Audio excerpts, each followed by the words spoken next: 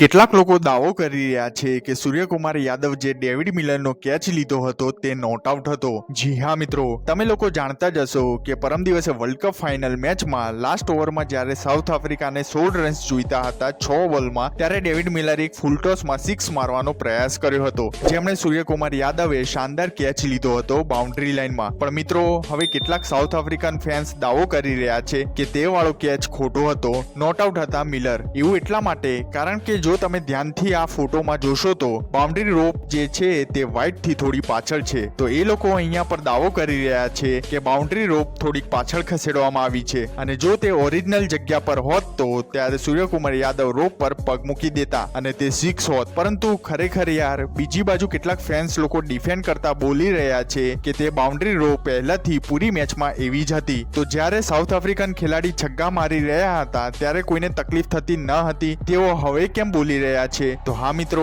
આ વસ્તુને લઈને તમારો શું મંતવ્ય છે? વિડીયોને લાઈક કરી મને કમેન્ટ્સમાં જરૂર જણાવશો। સાથે અમારી ચેનલને સબસ્ક્રાઇબ કરી લેજો, જેથી કરીને તમને આવા ક્રિકેટના લગતા સમાચાર મળતા રહે।